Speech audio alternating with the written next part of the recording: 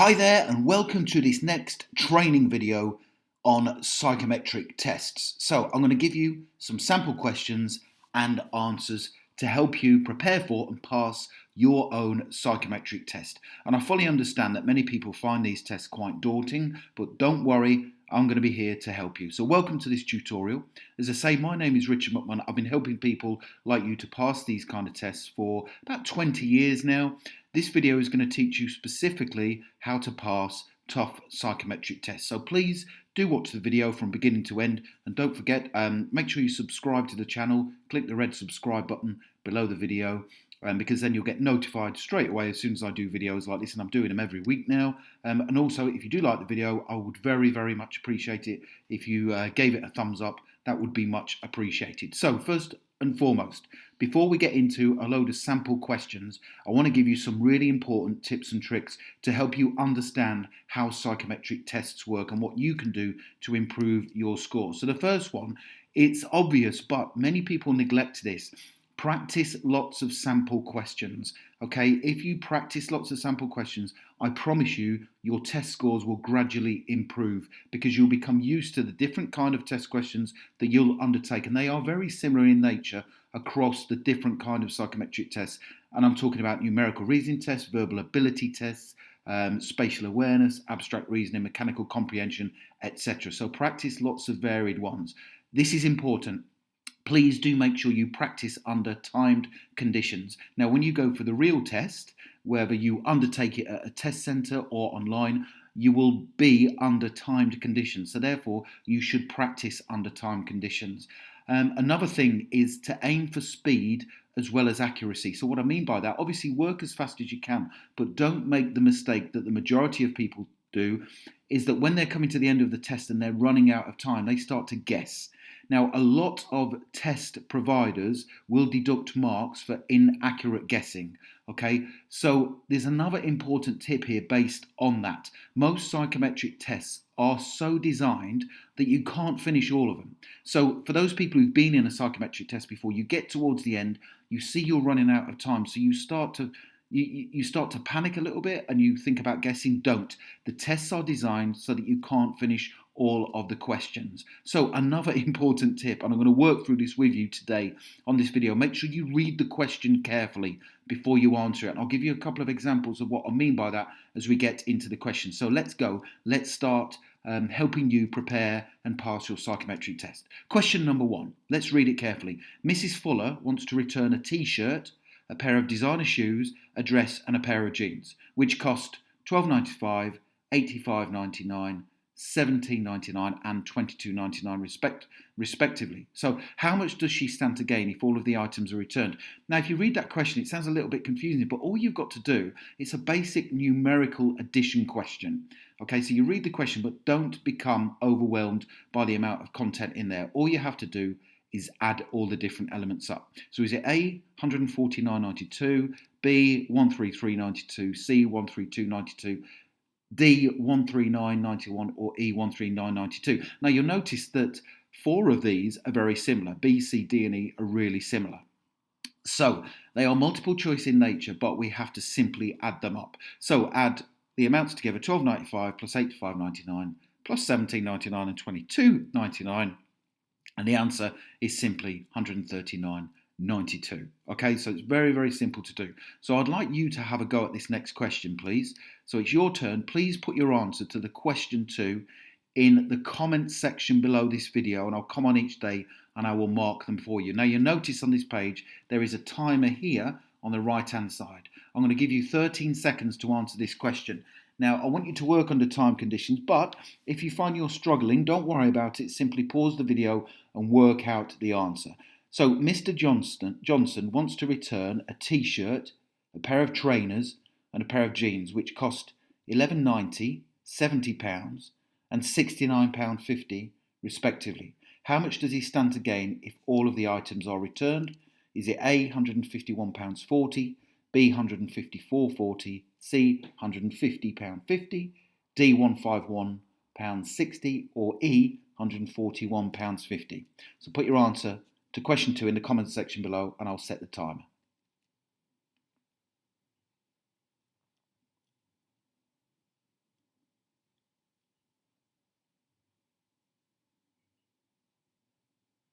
Okay, well done. Question number 3. So here's a different kind of question. The previous one was a numerical one, and we'll come back to numerical in a second. But let's take a look at a verbal ability test. So let's read the question carefully. Start at one of the corners and move anti-clockwise around the square, finishing in the centre to create a 9-letter word. So there's 3 important things there. We've got to start at one of the corners, either this one, that one, that one, or that one, so it can be a blank one, and we have to move anti-clockwise or counterclockwise around this shape, finishing in the centre. So the final letter has to be E. Okay, so first and foremost, we have to understand what is anti-clockwise or counterclockwise, and that is moving that direction. Okay, so we start in one of the corners and then finish in the centre. So it's a process of elimination, just having a look, and normally the word will just jump out in front of you, and I'm going to give you guys to have a go at one of these in a second, but the correct answer here is emphasise. Okay, so that's the answer, because we finish in the centre with an E, and the answer is emphasise, 9-letter word. Okay, now it's your turn. You have a go at these. Please put your answer to question 4 in the comment section below for marking. Thank you. So again, read it carefully. Start at one of the corners, but this time move clockwise around the shape, finishing in the centre to create your 9-letter word. Okay, you've got 13 seconds to answer this, and put your answer to question 4 in the comment section below.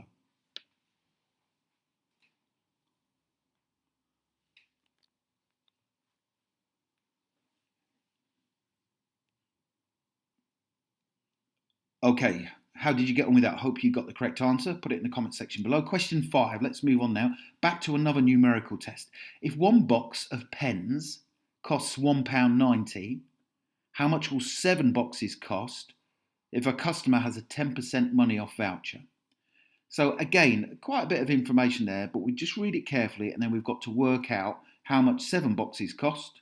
So we have to do a multiplication, and then we have to do a 10% percentage calculation and then take that off.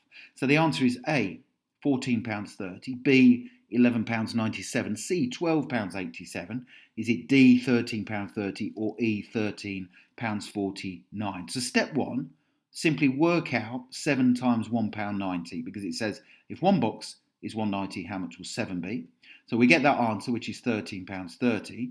And then step 2, we have to work out 10% of £13.30. And all we need to do there is move that decimal point 1 place to the left to get the answer £1.30. And then we simply need to deduct £1.33 from £13.30 to get the answer B, which is £11.97. And like I say, when you get used to these and you practice lots of them under time conditions, you'll be doing these in super fast time. Okay, now it's your turn again. Please put your answer to the question 6 in the comment section below for marking. Thank you. Here we go. So let's read the question carefully. 2 boxes of pencils cost £10 each. Now, if there are 10 pencils in each box, how much does 1 pencil cost? Slight variation on the previous question. Is it A, 50p, B, £1, C, 10p, D, £10, or E, 1p? So I'll quickly repeat that before setting the timer. 2 boxes of pencils cost £10 each. If there are 10 pencils in each box, how much does 1 pencil cost? And you've got the time it takes the timer to wind down to put your answer in the comment section below the video. Thank you.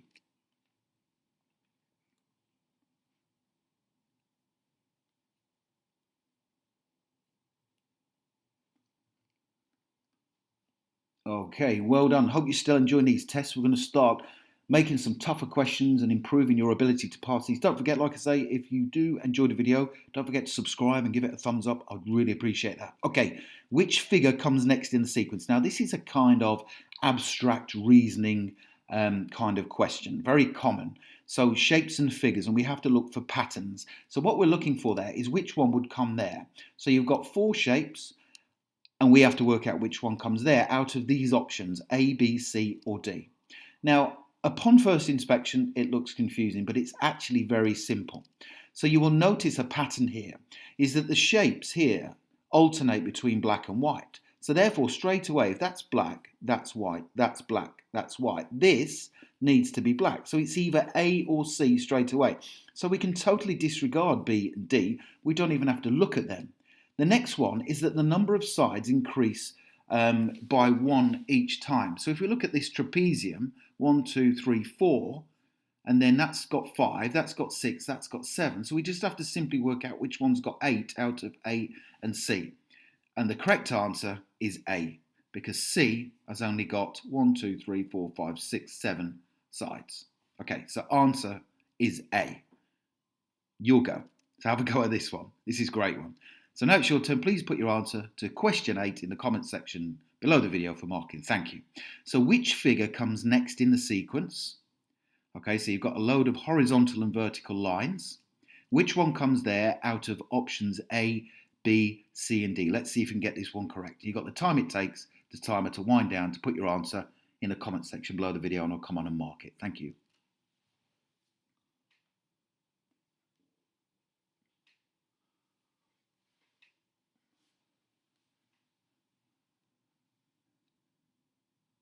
Okay, I hope you got that one correct. Let's now move on to question 9. A car is listed for sale at £17,500. The salesperson then offers you a 5% discount. How much is the car reduced by? So this is the question, not how much does the car cost, but how much is it reduced by? And this is important. Okay, so it's all about reading the question carefully. Is it A, £16,625, B, £875, C, £900, D, £8,750, or E, £925. So step 1, all we need to do is to work out 5% of 17,500. Now we could do this a couple of ways. We could either move the decimal point one place to the left and get 1,750 and then halve that, or what we could do is do 17,500 divided by 100, which equals 175, because we move it 2 decimal places to the left, and then multiply that by 5 to get the answer 875. So a lot of people would get the question wrong because they would then decide what the price of the car is, but we're actually trying to find out what it is reduced by. So now it's your turn, okay? Read the question carefully. Please again put your answer to question 10 in the comment section below. A car is listed for sale at £20,000. The salesperson then offers you a 20% discount. How much do you pay for the car? Is it A, £4,000, B, £24,000, C, £18,000, D, £16,000, or E, £22,000? Off you go.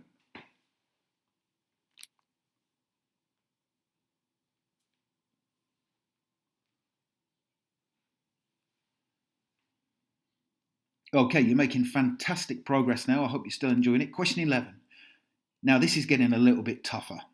Which answer option, A, B, C or D, is the correct code for figure 4? So this is figure 4 here. We have to work out what the correct code is. So you can see on the left you've got 1, which is a black triangle, and there's a code underneath it. You've got then a triangle with brick-shaped pattern on it, and there's the code. Then you've got a trapezium with the same brick-shaped pattern, T and F. So this is like a logical reasoning kind of psychometric test question. So these are the options. Is the code FT, TA, AT or FA? Now this appears difficult, but it's actually relatively simple and you'll get used to these kind of questions. So we have to work out what the code is there. So which answer option, A, B, C or D, is the correct code for figure 4? Okay, here we go. If you look there for patterns, so first of all, look for patterns and similar shapes. We've got 2 triangles there. That tells me that the code Z represents a triangle. Okay, really simple. So we're looking for patterns. Then we can see there that A is below it. That tells me that A actually equals a colour black. Okay, and then if we move on, if we look at F below that second triangle, that tells me that F is a brick pattern because you've also got one there which is the same but it's a different shape, the trapezium. And then if we have a look, because there it is, the trapezium at the top, then T equals trapezium, which tells me that 4 is a trapezium which is T and then it's black. So therefore the correct answer is B. Really simple, just look for patterns, similarities in the same and the same letters. Okay, so now it's your turn to have a go at this. Please put your answer to question 12 in the comments section below for marking. So which answer, option A, B, C or D, is the correct code for figure 4? So here's figure 4 on the right hand side and you've got the 2 question marks. So don't forget to look for similarities Okay, the same letters to give you some clues. Is it A, W, A, B, G, A, C, W, E, or D, G, P? So please put your answer to question 12 in the comment section below. You've got 13 seconds to answer this. Thank you.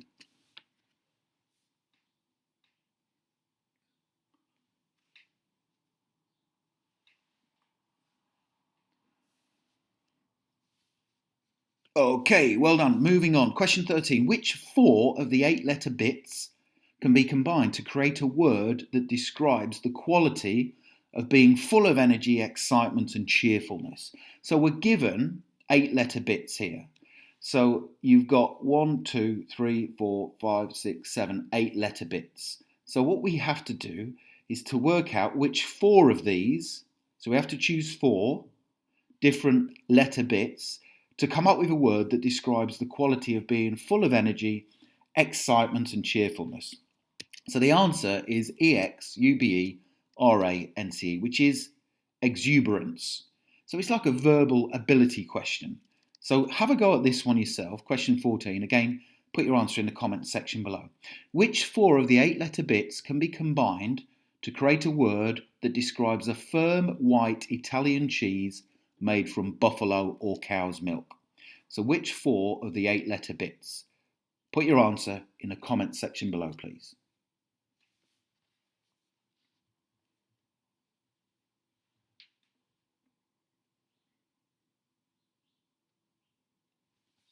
Okay, hopefully you got that one. Question 15. The clock reads 3 p.m. So this clock here on the right hand side reads 3 p.m. How many degrees will the small hour hand have turned when the time reaches 6 p.m? Okay, so we have to understand, so first of all, is it A 30, B 45 degrees, C 360 degrees, D 90 degrees, or E 180 degrees? So that's the small hour hand there, the red, where I'm putting the red square. The large one is the minute hand, so that's the hour hand. So we have to work out how far it goes through to get round to 4 p.m. Okay, so step 1, there are 360 degrees in a full 12-hour turn. Work out how many degrees rotation each 1-hour turn equals. So 360 divided by 12 equals 30. So if it was 4 p.m, it would be 30 degrees. And if it was 6 p.m, what would it therefore be? The answer would be D for 90 degrees. Okay, so now it's your turn. Please put your answer to question 16 in the comment section below the video for marking. The clock opposite reads 3 p.m. How many degrees will the large minute hand have turned when the time reaches 4 p.m, the large one? Is it A 10 degrees, B 60 degrees, C 90, D 180, or E 360? You've got time, it takes the timer to wind down to answer the question. Thank you.